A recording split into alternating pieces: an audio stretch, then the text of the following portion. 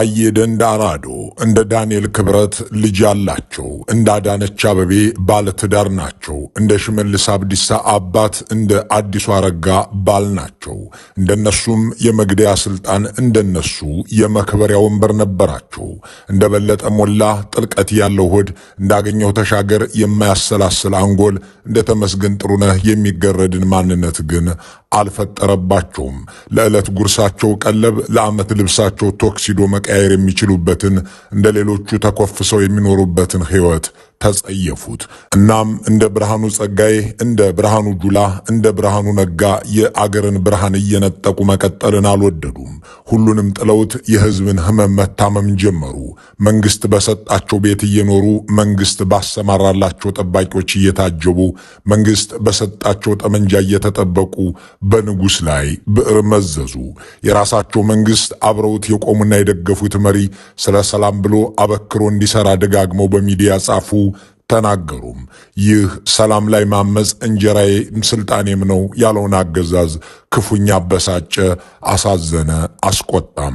እንኳን የሰላም ሚኒስትር ደኤታ ሆኖ ማንም ዜጋ ስለ ሰላም ይናገር ዘንድ የማይፈልጉት የአገሪቱ መሪ የሰጧቸውን መንሳት ጀመሩ። ታዬ ደንዳ ላይ ተነሱ፣ ታዬ ደንዳን አነሱ። ታዬም 1 ሚሊዮን የሚደርሱ ተከታዮቻቸው በሚያነቡበት ፌስቡክ ገጻቸው ላይ አብይ በተናገሩት የማይኖሩ ብቻ ሳይሆን በሰው ደም የሚጫወቱ አረመኔ ናቸው በማለት ቃሌ ፊርማ ነው የሚሉትን ሰውን ገድለው የሚዝናኑትን ለሬሳ ዛፍ እንትከል እያሉ የሚሳለቁትን ጠቅላይ ሚኒስትር ቃላባይና ነፍሰ ገዳይ መሆናቸውን ተናገሩ። ይህ ከሆነ ከ2 ሰዓታት በኋላ ታዬ ደንዳ ተከበቡ። በእጃቸው ላይ ካቴና ገባ። ሕፃን ልጃቸውና ባለቤታቸው በእኩለ ሌሊት ከቤት እንዲወጡ ተደረገ። በሰው ደም የሚጫወቱ አረመኔ የተባሉት 7ኛ ንጉሥ በዚያች ታኅሳስ 1 2016 ዓ.ም ታዬ ደንዳ ላይ የሳሉት ሰይፍ እስከ ዘንድሮ ድረስ ወደ ሰጎበው አልተመለሰም። ባሳለፍነው ሳምንት ታዬ ደንዳ የሚናገረውን ብዙ ሰው የሚሰማለት ነውና ከዚህ እስር ቤት አይውጣብኝ ብለው ወነጀሉ። ትናንት ደግሞ የ7 ዓመት እስራት አስፈርደውባቸው ብቅ አሉ። ምነው ቢባል ታዬ ደንዳ ጦር መሳሪያ በቤቱ ተገኝቷል አሉ። እንዳም ሆኖ የጦር መሳሪያ ልክ ታገሰ ጫፎ እንደሚታጠቁት፣ እነ ተስፋዬ ዳባ እንደሚይዙት፣ ጌዲዮን ጢሞቴዎስ ከነሚስታቸው እንዳላቸው፣ አለሙ ስሜ እንደሚታጀቡበት ያለ መሳሪያ ተሰጥቷቸው የያዙት ነው። የታዬ ደንዳ ጠመንጃ ከዚህም ለየት ይላል። በ2011 ዓ.ም እና አዳነች አበቤ ባሉበት እነ ሽመልስ አብዲሳም እየሰሙ አዲሱ አረጋም እያዳመጡ ታዬ ወያኔና ሸኔ ሊገድሉት ስለሆነ መሳሪያና አጃቢ ሊሰጠው ይገባል ብለው የወሰኑት ራሳቸው አብይ አህመድ አሊ ናቸው። ታዬ በሰው ደም የሚጫወቱ አረመኔ በማለት ነፍሰ ገዳይነታቸውን የገለጹላቸው፣ በተናገሩት የማይኖሩ እያሉ ቃላባይነታቸውን የጻፉባቸው አብይ በዚህ መልኩ ለምነው ለታዬ የሰጡትን ጠመንጃ ወንጀል አድርገው ከሰሱ። እንደ መንግስት ከፍተኛ ባለስልጣንነቴ የጨፌ አባልም እንደመሆኔ መጠን እንዲህ ያለ መሳሪያ መታጠቅና መሰጠት የማይጠበቅ አይደለም። ያስታጠቁኝ ራሳቸው ጠቅላይ ሚኒስትሩ ናቸው። ይህ ሲደረግም አዳነች አበቤ ሰምተዋል፣ መጥተው ፍርድ ቤት ይመስክሩልኝ ብለው ደጋግመው ለመኑ። ችሎት ላይ ተመላለሱ።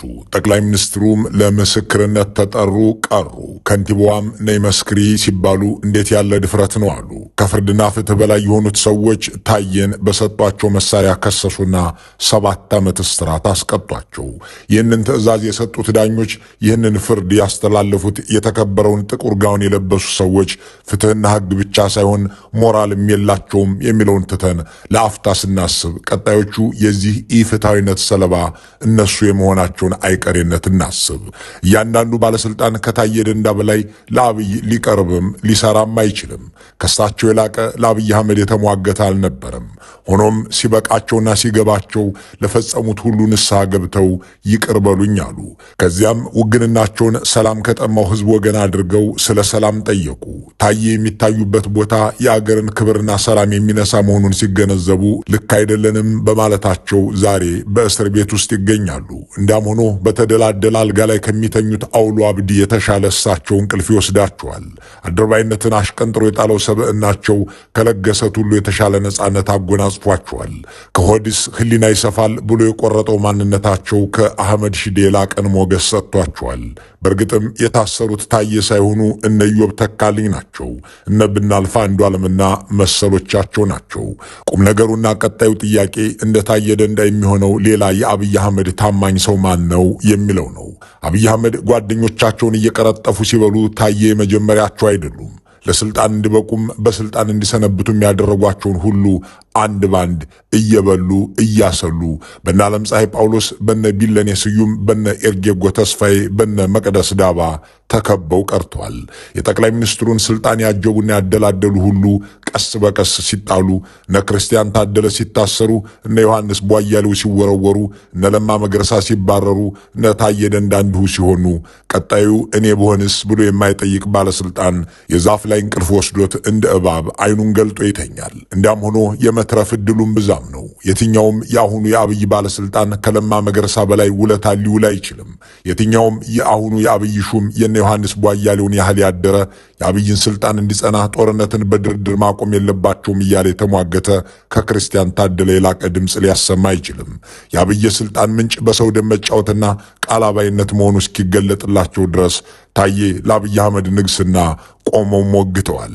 በመጨረሻ ግን ከአብይ ሰይፍ አላመለጡም። ጥያቄው ከዚህ በኋላስ ተረኛው ማን ነው የሚለው ነው። አምባገነኖች ህዝብ እንዲፈራቸው ተቃዋሚም እንዳይነሳባቸው ለማድረግ ከሚጠቀሙባቸው ስልቶች መካከል በቅርብ ሰዎቻቸው በታማኝ አገልጋዮቻቸው ላይ መጨከን የሚለው አንዱ ነው። በእነሱ ላይ ከጨከነማ እኔንም አይምረኝም ብሎ ሌላው ተሳቆ እንዲኖር ፈርቶና ሰግቶ እንዲሽቆጠቆጥ ለማድረግ የሚከተሉት ስልት ሆኖም ተቀምጧል።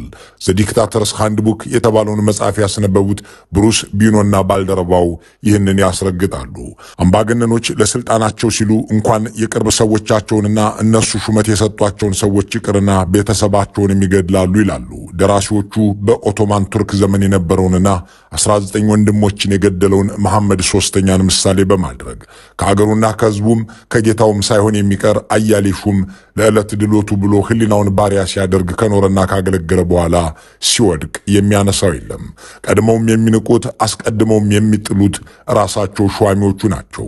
እናም ከሁሉም በፊት ስለ ነገ ጣፈንታቸው ብለው ከህዝብ ወገን መገኘትና ገዢዎችን መታገል ያለባቸው ያ አምባገነን ግለሰብ የሾማቸው ሰዎች ናቸው የሚለው ምክር ዛሬም የቀጠለ ነው። ምንም ያህል ቢታመኑላቸው፣ የቱንም ያህል ቢያገለግሏቸው ገዢዎች እንደ ሎሌያቸው የሚንቁት የለም። እናም ተንቆ መኖር ብቻ ሳይሆን ታንቆ መገደልም ሊከተል ይችላል።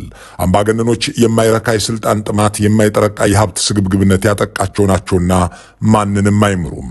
አጥናፉ አባተን የበሉት የመንግስቱ ኃይለማርያም እሳቶች በሶቪየት ላቭሬንቲያ ቤሪያን ገድለዋል። በኢራቅ እነ አብዱልካሊክ አልሳማሪያን ወስደዋል። በሩዋንዳ እነ ፓትሪክ ካሪጊያን አስወግደዋል። እናም ማንም ታትሮ ቢያገለግላቸው ውለት አድርገው አያዩለትም፣ ለመቀጣጫ ይቀጡታል። ውግንናህን ከህዝብና ከሰላም ከአገርና ከህዝብ ወገን እስካላደረግህ ድረስ በቅድሚያ የሚበላህ ያጎረሰህ ንጉሥ ያለበሰህ ጌታ ነው የሚለው የአምባገነኖች መማሪያ ደብተር በአብይ አህመድ ዘንድ ዛሬ ከመተግበሩ በፊት በነ ጆሴፍ ስታሊን በነ ጃንግ ሶንግ ዘመን ተከናውኗል።